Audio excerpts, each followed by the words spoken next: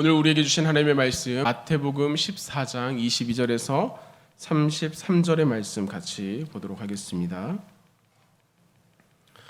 예수께서 즉시 제자들을 재촉하사 자기가 무리를 보내는 동안에 배를 타고 앞서 건너편으로 가게 하시고 무리를 보내신 후에 기도하러 따로 산에 올라가시니라. 저물매 거기 혼자 계시더니 배가 이미 육지에서 술이나 떠나서 바람이 거스름으로 물결로 말미암아 고난을 당하더라.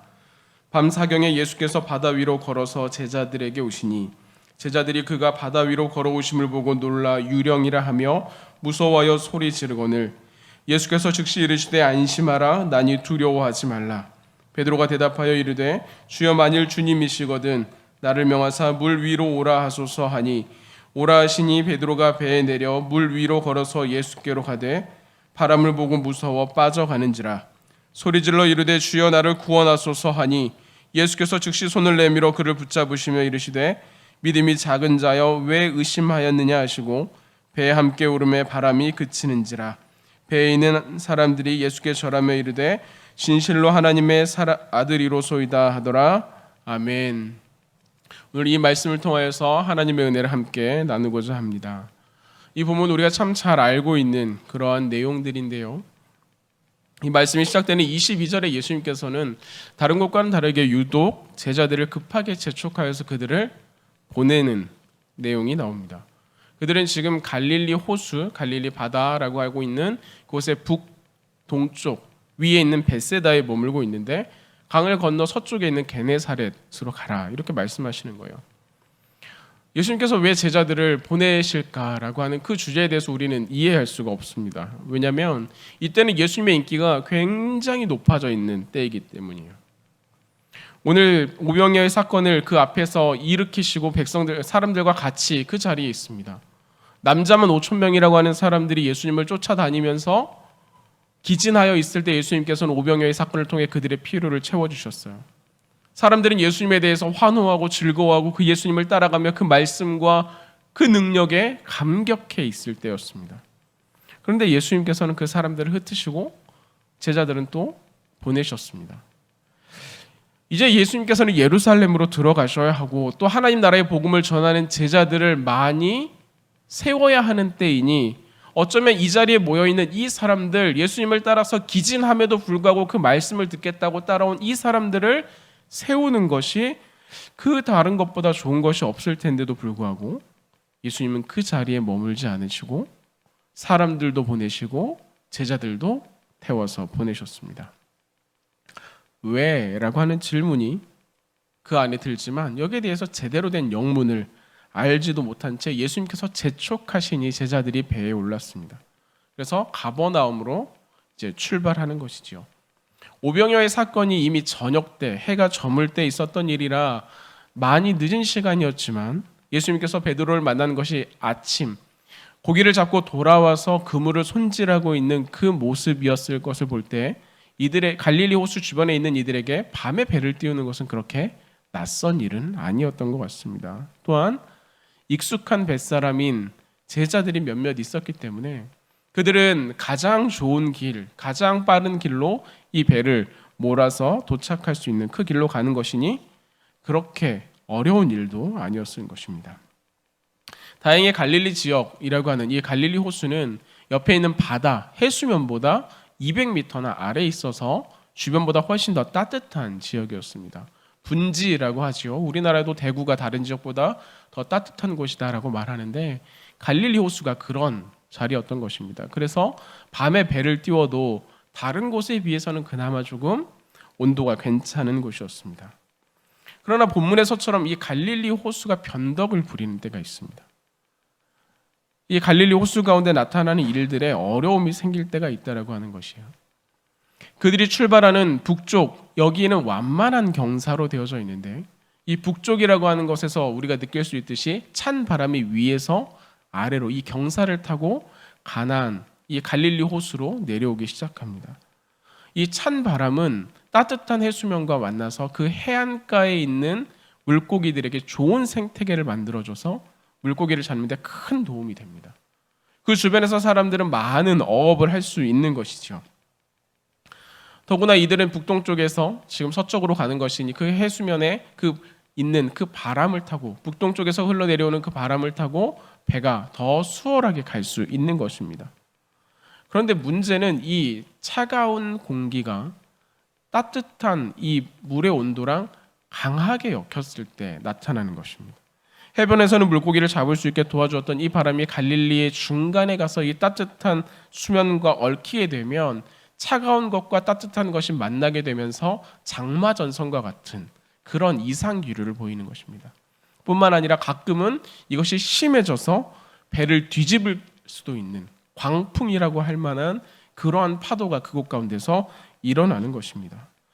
오늘 말씀 가운데 베드로가 겁을 냈던 그 모습이 등장하는데, 그것도 그저 파도가 일렁이기 때문에, 그저 그곳 가운데 그들이 알 수 없는 길을 가기 때문이 아니라 그는 이 길도 잘 알고 이 파도도 매일매일 봐왔던 어부였지만 이 바람이 주는 영향을 누구보다 잘 알고 있었기 때문입니다. 그러니 직감적으로 우리가 이제 죽을 수도 있겠구나라는 생각을 하는 것이, 이 배를 타고 간다는 것, 지금 이 상황에 우리가 서 있다라는 것, 이 문제를 해결하지 않으면 우리는 여기서 죽을 수도 있겠다라고 하는 문제가 베드로의 마음 가운데, 제자들 가운데 두려움으로 찾아오는 것입니다. 이런 일을 만나면 어떻게 해야 될까요? 우리 성경 가운데 이 풍랑을 만난 일들을 몇 가지 보는데요. 사도 바울도 유라굴로라고 하는 광풍을 만난 적이 있고, 요나도 배를 타고 니느웨를 가다가 광풍을 만난 적이 있습니다. 거기에서 보면 가장 필요 없는 짐을 가장 먼저 버립니다. 무겁기만 하거나 아니면 부피가 큰 것들을 버려서 무게를 가볍게 만드는 것입니다. 하지만 그렇게 해도 되지 않으면 내가 귀하게 여겼지만 목숨을 살리는 데 필수적이지 않은 것들, 양식이라든지 이런 것들이 아닌 것들을 내어버립니다.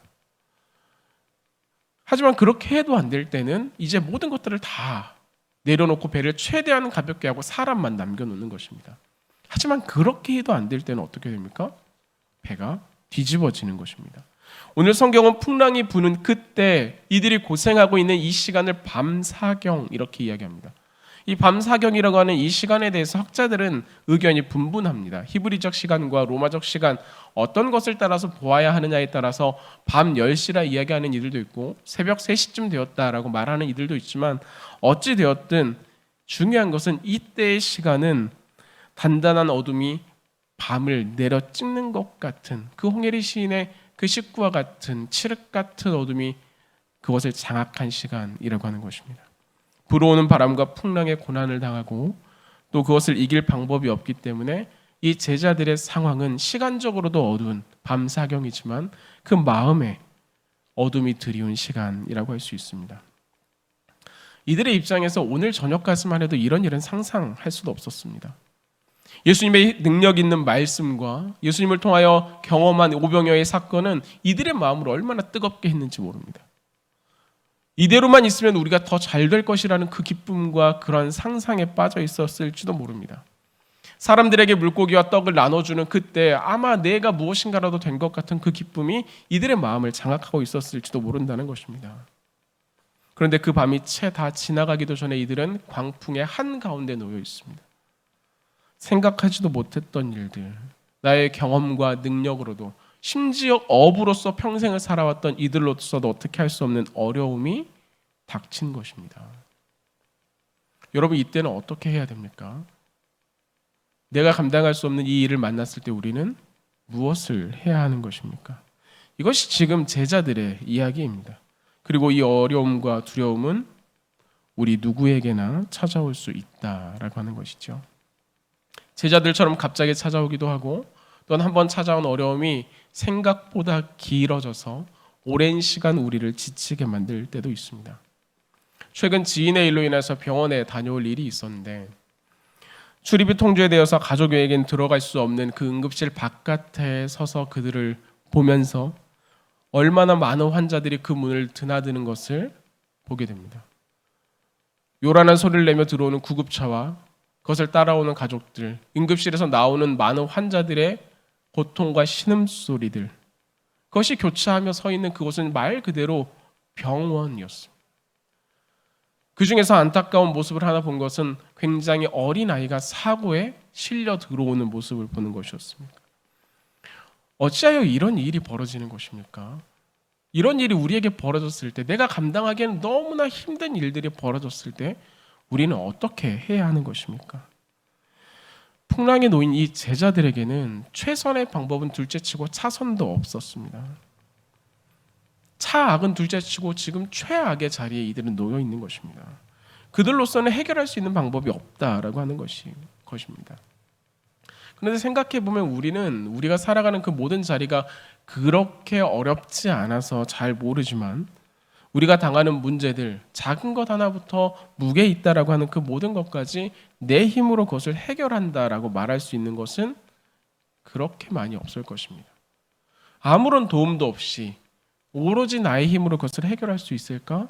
아니요, 우리는 그렇게 해결할 수 있는 그런 자리에 놓인 적은 없을 것입니다. 예수님께서 제자들에게 누가 선한 이웃인가를 물어봤던 선한 사마리아인의 이야기에서도 정작 그 강도당한 사람은 아무것도 할 수 없었습니다. 세리장 삭개오도 마찬가지입니다. 가진 것도 많고 권력도 있으며 그가 할 수 있는 편안을 위한 모든 것들을 사서 그것을 누릴 수 있는 준비가 되어 있지만 그의 마음만은 편안하지 않았습니다. 48년 된 안진뱅이, 내가 원해서 그 자리에 있는 것, 그 모습으로 살아가는 것은 아니지만 그는 48년을 그렇게 살아가야 했습니다. 우리가 보고 있는 성경의 여러 가지 이야기뿐만 아니라 우리 곁에도 이런 이야기는 많이 있습니다. 월세를 고민하는 가정과 사업장의 이야기들, 병이 들고 아프지만 더 이상 어찌할 수 없는 환우의 이야기들, 직장을 구하고 당장 내일의 내 미래에 대해서 고민하는 청년들의 이야기들, 이제 얼마 남지 않은 수능을 위해서 열심히 준비하지만 하루하루가 두려움과 떨림에 놓이는 아이들까지, 그것이 우리의 모습이라고 하는 것입니다. 당장 내일의 모습도 우리가 확신할 수 없고 어떻게 해야 할지 모르는 것들, 그런 거 보면 우리의 매 순간이 이 풍랑 위에 놓인 것과 다를 바 없다 여겨집니다. 여러분, 그러한 우리의 삶의 자리 가운데서 최선은 무엇이고 차선은 또 무엇이겠습니까? 우리가 지나가고 있는, 우리가 타고 있는 이 배에서 우리는 덜어내야 할 것은 무엇이고 붙잡아야 할 것은 또 무엇일까요? 이를 고민하는 그 자리에, 이 풍랑 때문에 이제 더 이상 아무것도 할 수 없다고 고난을 당한 이 제자들의 자리에 예수님께서 찾아오셨습니다. 그곳은 예수님께서 제자들을 보내신 벳세다로부터 벌써 술이나 떨어진 곳이라고 표현되고 있는데, 예수님께서는 제자들을 보내시고 기도하시러 올라가신 그런 상황이었습니다. 사람들도 다 보낸 그때였기 때문에 누군가 예수님께 이것을 알려주는가? 그렇다고 보기에는 좀 어려운 상황이었을 것입니다. 이 본문이 시작되기 이전 14장 초반에 세례 요한이 이 헤롯에 의해 죽는 사건이 있었고, 예수님께서는 그 일을 듣고 기도하러 가셨다가 많은 사람들이 쫓아와 오병이어의 사건이 벌어진 것을 볼 때 예수님께서는 그 마음 가운데 세례 요한의 죽음으로 인해서 기도하려 하셨던 그 마음으로 기도하러 올라가셨을 것 같아 보입니다. 그러한 상심한 마음 가운데 있는 예수님, 그렇게 힘든 자리에 있었을 것 같은 예수님께서 지금 이 상실한 자리에 놓여 있는 제자들에게 찾아왔다라고 하는 것입니다. 일반적인 일도 아니고 경험도 없는 일 아니겠습니까? 물 위에 사람이 서 있다라고 하는 것을 누가 이해할 수 있겠습니까?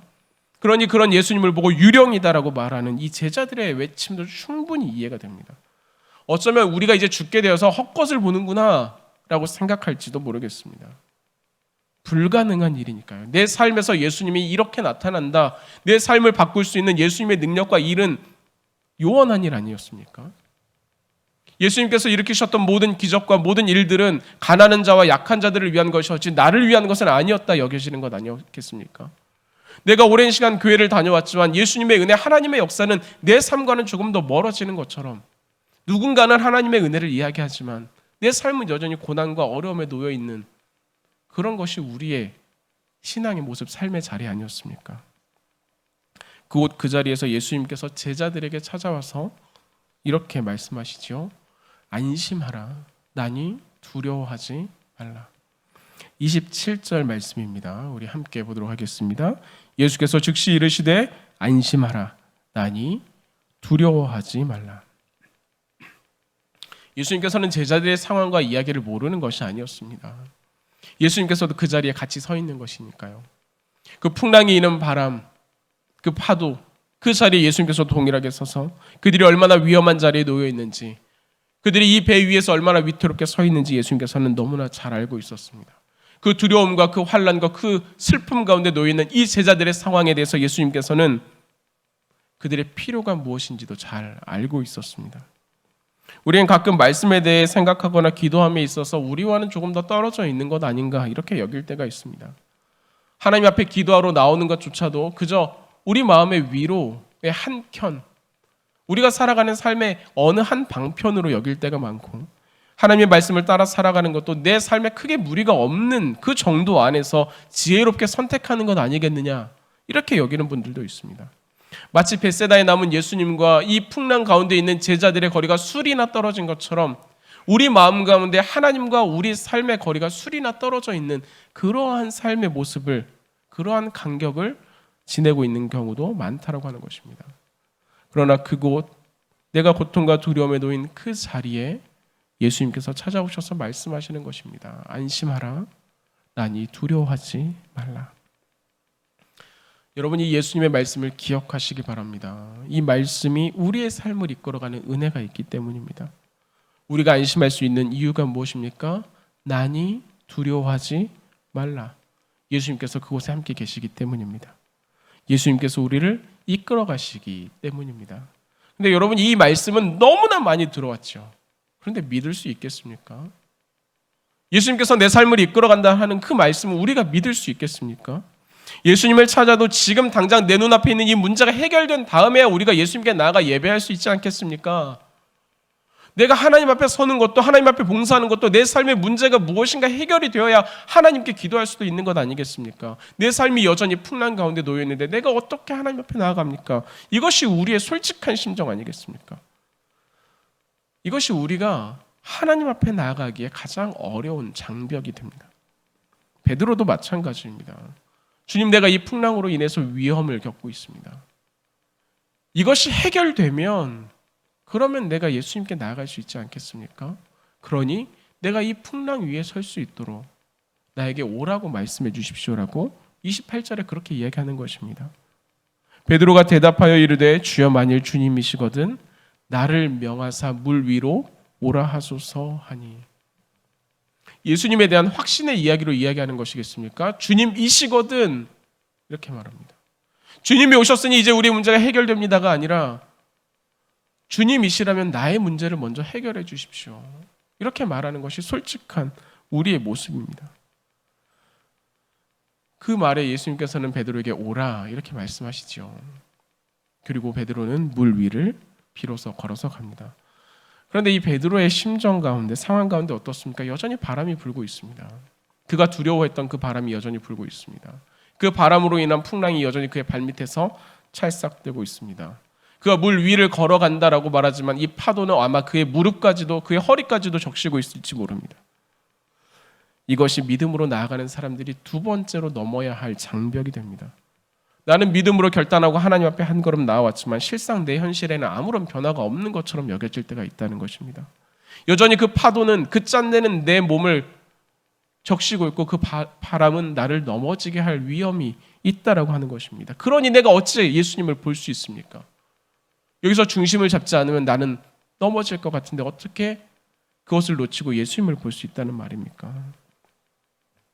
바람과 파도는 여전히 나를 뒤집을 것처럼 나에게 위협적인 것입니다. 그러니 번번이 믿음으로 나왔다가 넘어지고 또 다시 빠지는 것입니다. 그런 베드로에게 예수님께서 말씀하십니다. 믿음이 작은 자여 왜 의심하였느냐? 그 의심은 우리의 지식과 우리의 경험 가운데서 나오기 마련이죠. 내가 해봤더니 안 되더라. 그렇게 해봐도 안 될 거야. 예수님께 나온다고 해서 이 문제가 해결돼? 그런 보장이 있어? 내가 지금 수십 년 동안 예수님을 믿어왔지만 내 삶은 지금 이 모습이잖아. 이렇게 말하면서 예수님을 나의 한계 안에 가두는 것입니다.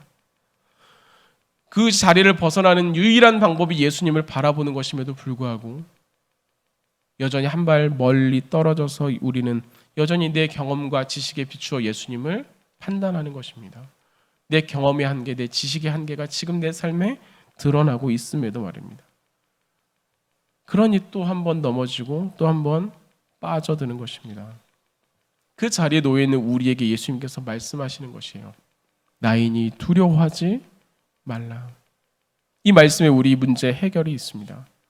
우리는 풍랑을 넘어서서 주님께 나아가는 것이 아니라 주님께 나아감으로 인해서 풍랑을 넘어가는 것입니다. 그 예수님께서 우리와 함께 하시니 두려워하지 말라. 그 예수님께서 동행하시니 두려워하지 말라. 이렇게 예수님께서는 말씀하시는 것입니다. 예수님께서 베드로에게 물 위를 걸어오라 하신 것처럼 여전히 찰랑대고 있는 그 파도와 그 바람과 우리를 위협하고 있는 그것들, 그 가운데서도 예수님께 나아오라. 예수님께서는 우리에게 말씀하시는 것입니다. 그것이 최선이고 그것이 유일한 방법입니다. 오직 예수 그리스도 외에 우리에게는 방법이 없다라고 하는 것입니다. 그러니 우리는 차선이 없는 사람들입니다. 최선의 방법 하나를 갖고 살아가는 사람들, 그러나 그것을 택하지 않았을 때 우리는 설 수 없는 사람들이라 하는 것이지요. 우리가 잘 아는 찬양 가운데 기도할 수 있는데라고 하는 찬양이 있습니다. 그 복음성가 잘 아실 텐데 그 가사의 말미에는 무엇이라고 말하냐면요, 앞이 캄캄할 때 기도 잊지 마세요라고 이야기합니다. 우리가 아침에 일어나서 캄캄할 때면, 새벽에 예배를 드리기 위해서 나올 때 캄캄할 때면 제일 먼저 켜는 것이 불 아닙니까? 우리 오늘 하루를 시작하면서 주어지는 막막한 두려움과 걱정이 여전히 내 마음을 잠식하고 있을 때 우리는 이 문제를 해결하기 위한 불이 어디 있는지 두리번거리는 것이 우리의 삶의 모습입니다. 그러나 그 자리에서 그 불을 켜기 이전에 먼저 하나님 앞에 나아가서 앞이 캄캄할 때 무릎으로 나아가 주님을 찾는 것이 우리가 살아가는 방법이라 말하는 것입니다. 다 알 수는 없지만 우리 한 사람 한 사람의 삶 가운데 풍랑이 없는 사람은 없을 것입니다. 바람과 파도는 여전히 우리의 마음을 흔들고 예수님에게서 우리의 시선을 빼앗아 갑니다. 그러나 두려움이 없어서가 아니라 예수님이 계시기 때문에, 어둡지 않아서가 아니라 예수님으로 인해서 우리가 설 수 있는 것입니다. 그 예수님께서는 우리에게 말씀하십니다. 내가 여기 있으니 두려워하지 말라. 그 예수님께 나아오라라고 말입니다. 우리 이 말씀을 기억하며 함께 찬양하기 원합니다. 주님께 나아가는 것이 우리의 유일한 방법이며 우리의 최선이라고 하는 사실을 잊지 않았으면 좋겠습니다. 우리의 살아가는 그 삶의 자리 가운데서 주님, 나의 삶은 내가 눈을 뜰 수 없는 어두움 가운데 있고 여전히 내 발 밑에는 찰랑거리는 파도가 나를 두렵게 하지만 나의 시선이 그것을 향하지 아니하고 하나님을 향하고 나의 가장 최선이 그것들을 바라보는 것이 아니라 주님을 바라보아 나아갈 수 있는 그 걸음이 될 수 있도록 하나님 우리를 인도해 달라고 우리 이 시간에 함께 찬양함으로 나아가도록 하겠습니다.